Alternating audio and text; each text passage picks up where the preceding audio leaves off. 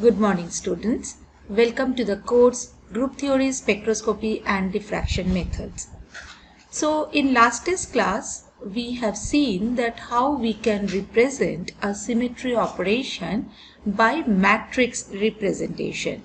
We started with the water molecule, which is a C2V point group, and then we constructed the character table with the XYZ coordinate. But then we have seen that we could have got only 3 entries in the character table, while there was actually the 4 rows in the actual character table, which is of course the consequence of choosing 3-dimensional basis vector, that is the x, y, z coordinate. So we understood that if we want the all 4 entries or the complete character table to be constructed, then we must increase the basis vectors. So today we are going to see that how increasing the basis vectors is going to increase the number of representations into the character table, and then how we can construct the complete character table of the water molecule.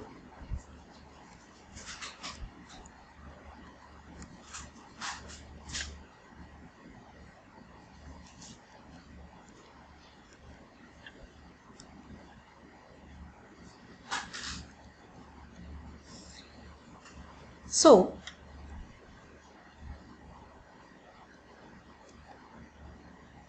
this is the water molecule. Initially, we constructed the character table only with the 3 Cartesian coordinates where the center of where the origin was at the center of the mass. Here what we are going to do, we are going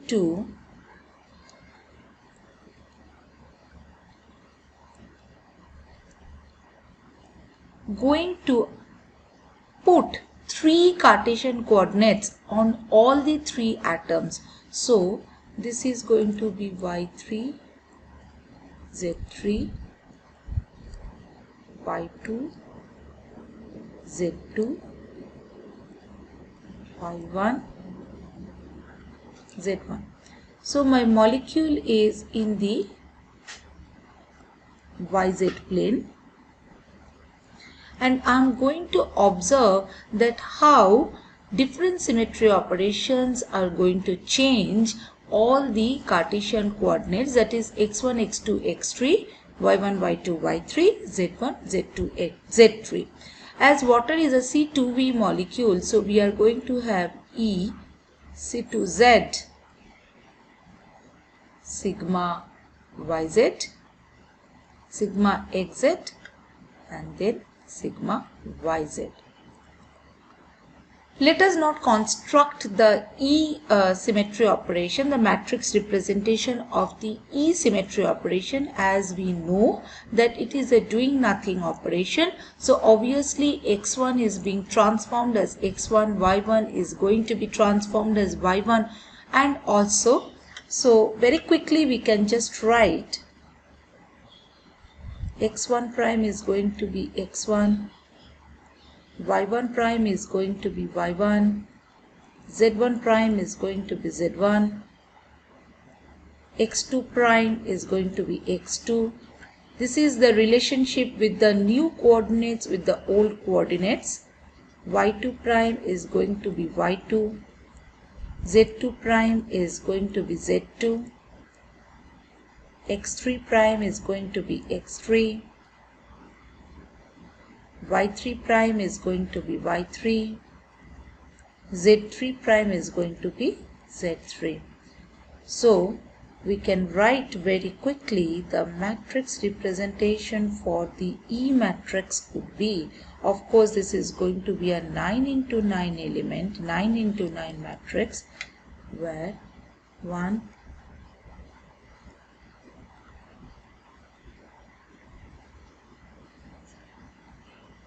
1, 2, 3, 4, 5, 6, 7, 8. The other one would be here, the third, fourth, fifth, sixth, seventh, eighth and ninth. So all other elements are going to be 0. So this is going to be definitely a diagonal element, diagonal matrix, because doing nothing operation is not going to mix or not going to alter any one of the coordinates. Now let us start. So this is the E. Let us see how C2Z is going to happen. Now the C2Z is along this one. So when you are rotating the molecule along the Z2 axis, then your x1 is going to be, this is going to be x2. x2 is going to be minus x2 and y2 is going to be minus y2. No issue. Not only that thing, your hydrogen, this hydrogen will come over here and this hydrogen will go over there. So when this hydrogen comes over here, the x1 is becoming minus x3. So we can say x1 prime is minus x3. y1 prime will become minus y3. And z1 prime will become z3. x2 prime will become minus x2.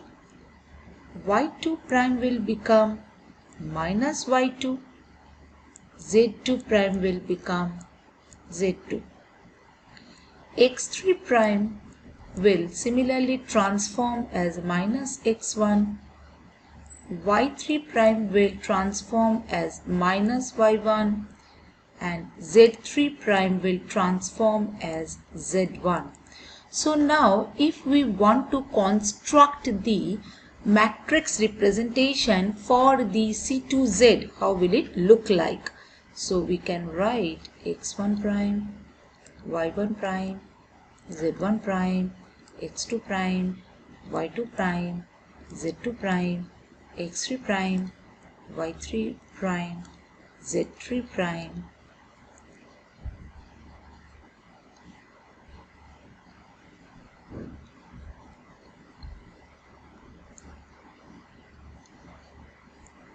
x1, y1, z1, x2, y2, z2, x3, y3, z3.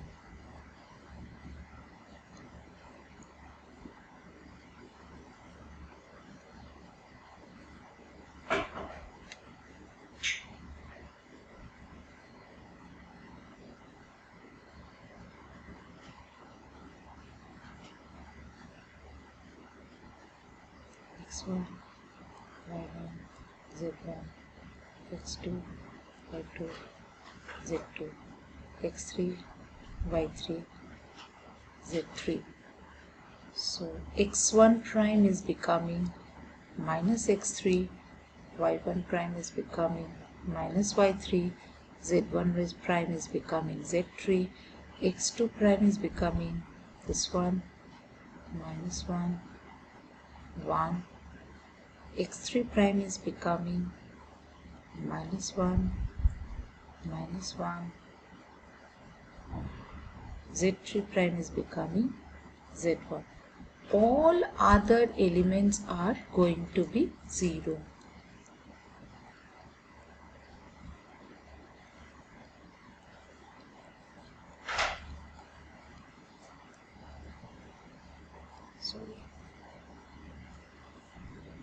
Please don't miss out this one over here.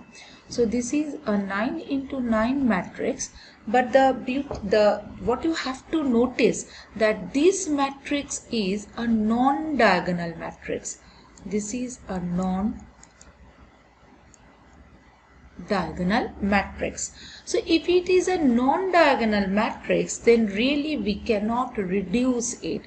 E was a diagonal matrix, but then C2Z is coming out to be a non-diagonal matrix.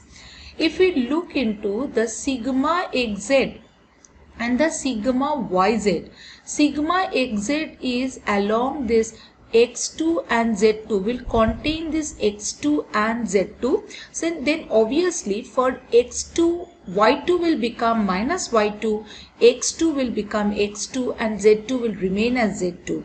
But again the hydrogen will change their position and there is going to be a mixing of x1, y1, z1 will transform whether plus or minus x3, y3, z3 and the vice versa.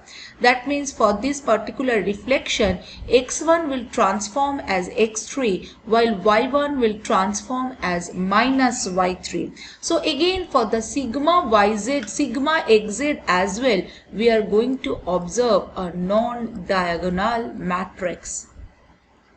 Yes, of course, the sigma yz on the other hand, as for the sigma yz which is a molecular plane, that particular reflection is not going to alter any one of the atom position. So none of the coordinates are going to be altered. So for this sigma yz, we are going to get a diagonal matrix.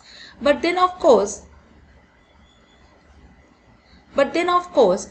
this is not going to fulfill our purpose. So what we have to do, we have to construct in such a way that we must get a diagonal matrix everywhere. So we have seen that few of the symmetry operations are there which is actually making x1, y1, z1 as x3, y3, z3 and the vice versa. So now instead of taking x1, y1, z1, x2, y2, z2 and x3, y3, z3 as basis vectors, let us take the basis vectors as x1 plus x3, y1 plus y3, z1 plus z3, x2, y2, z2, x1 minus x3, y1 minus y3 and z1 minus z3. If we do so, then for the E operation, obviously we are not going to have any issues because x1 was being transformed as x1, x3 was being transformed as x3. So obviously x1 plus x3 is going to be transformed as x1 plus x3. Similarly for x1 minus x3. So for under E operation, we are going to have a diagonal matrix again as we were having previously. But in the C2, this is going to alter because in the C2 we have seen that x1 was becoming transformed as minus x3 and x3 was transforming as minus x1. So x1 plus x3 would be transforming as minus x1 plus x3. So if we change the basis vector in such a way, then what would happen? Our matrix representation of these C2 operations and sigma xz operations are going to be changed. Just for a quick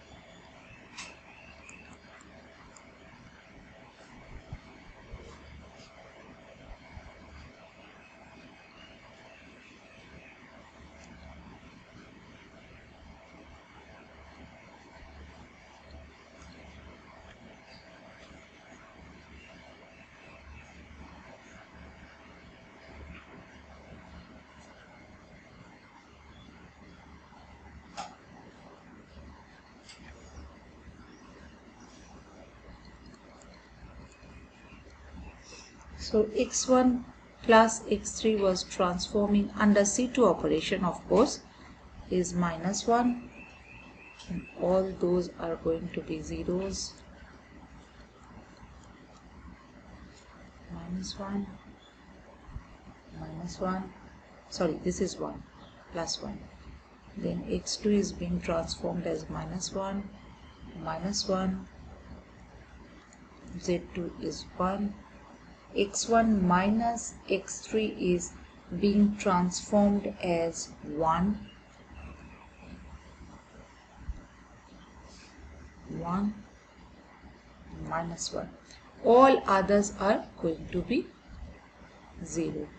Now here the C2 matrix, which was non-diagonal, that is off diagonal elements were present initially while I was taking the basis vector as x1, x2, x3 and y1, y2, y3 and z1, z2, z3. Here we can see that the matrix representation has been transformed as a diagonal matrix. If it is a diagonal matrix, then we can easily take out the small matrix elements. We can reduce it into the smaller dimensional matrix and we can pick out the character out of it.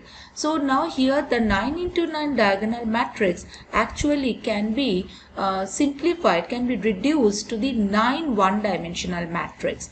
We can also see that under the change in the basis vectors, actually E, C2, sigma xz and sigma yz all are becoming diagonal in nature. This is obvious because when the basis vectors were x1, y1, z1 and x2, y2, z2 and x3, y3, z3, then x1, y1, z1 was transformed as x1, x3, y3, z3 and vice versa. So naturally if I take the linear combination of x1, y1, z1 and x3, y3, z3, then obviously they would be transforming as a same thing. So they are not going to be mixing of any vectors. So if that is the case, then obviously I would be getting a diagonal matrix. So now if when all my E, C2, sigma and sigma z, sigma xz and sigma yz all are diagonal in nature, then my next step would be to construct the character table. Character means the smallest, it is the addition of the matrix element of the smallest matrix obtained from the reducible representation. This is a reducible representation. The whole 9 into 9 matrix is a reducible representation, while because the matrix can be reduced to the small one-dimensional 9 matrices. The beauty is actually we have seen the matrix representations actually contain the interrelationship between the symmetry operations. Like when I multiply C2 into sigma xz, I used to get sigma yz. The similar expressions or the similar relation is well explained by the matrix multiplication of this matrix of the C2 and the matrix of the sigma xz multiplied would be giving me the matrix of the sigma yz. But actually we can see that now when we reduce them to the small one-dimensional matrix, then the matrix representation is actually explained by the multiplication of these characters only. Now when it is a one-dimensional matrix, the character is the matrix element itself. So my next step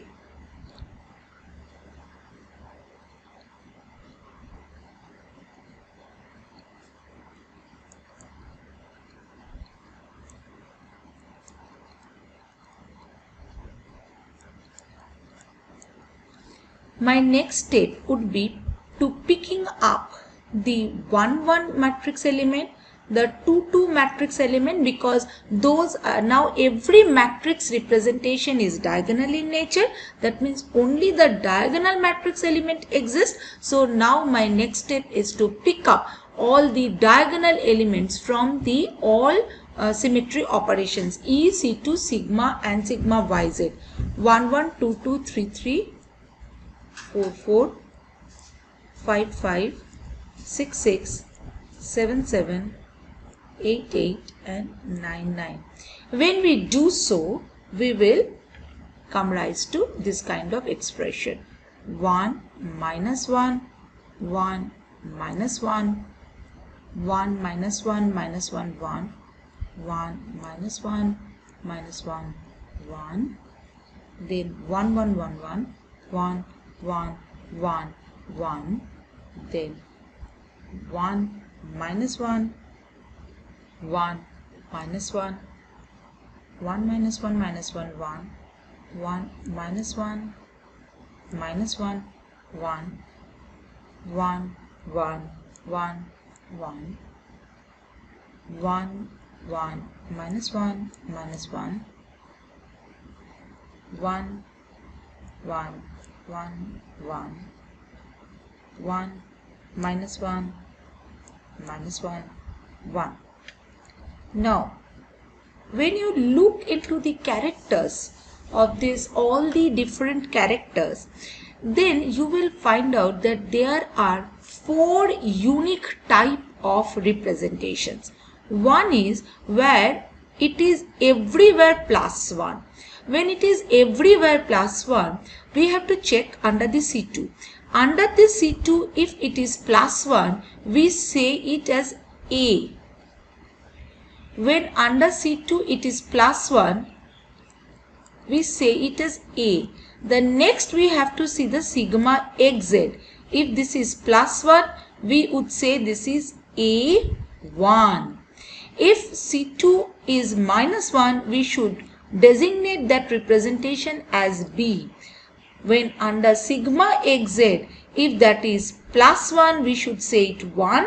If this is minus 1, we say it 2. Similarly, under C2, if it is plus 1, we say it A, minus 1, we say it B.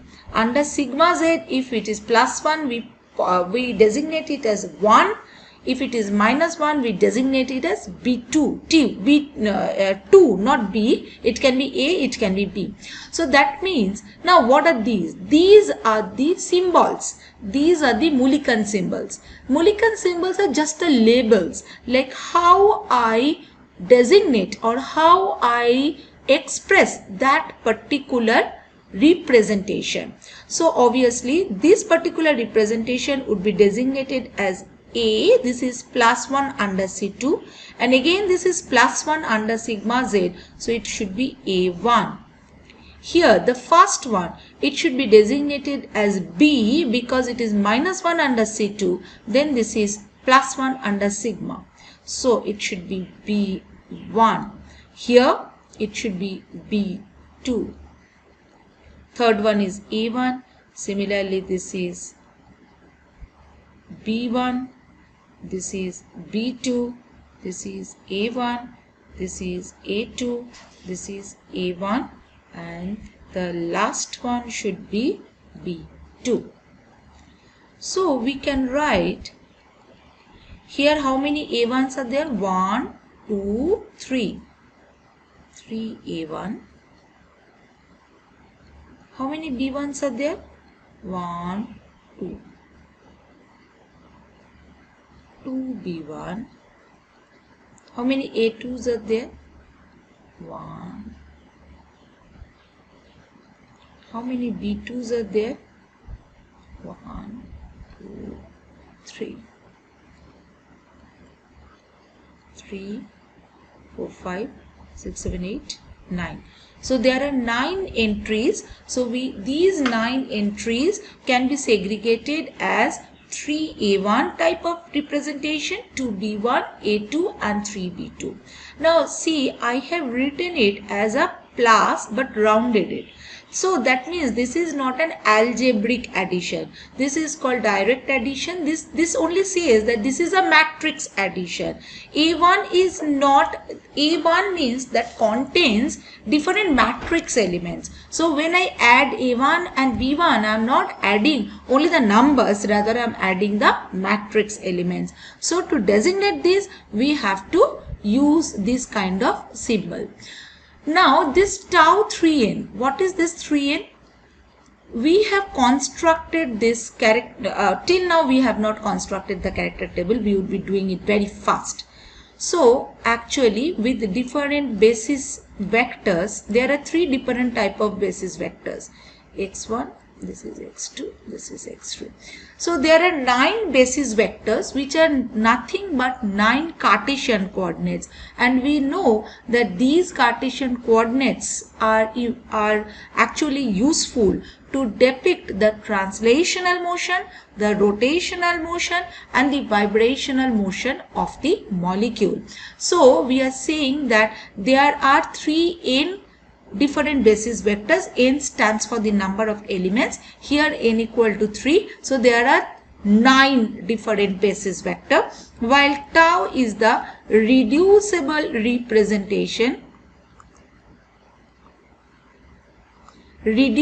representation which comprises of all these different irreducible representation.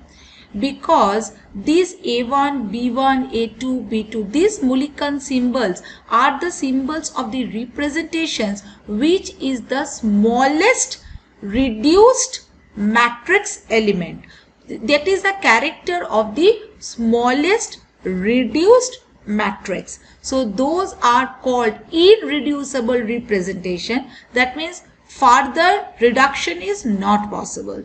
So any reducible representation will be comprises of the few irreducible representation, and those are expressed by different Mulliken symbols. Now if we try to write down the character table of the water molecule, we will write it in this way.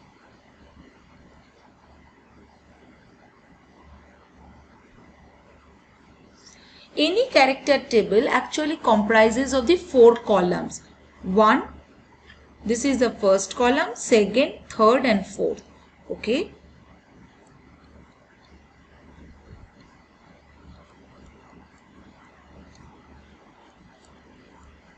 So what type of representations we have obtained? One is this, one is this, one is this, and the last one is this. This is called A1, this is called A2, this is called B1, this is called B2. So here the first column stands for the Mulliken symbol. The second whole portion stands for the different characters that would be definitely unique for individual point group symmetries.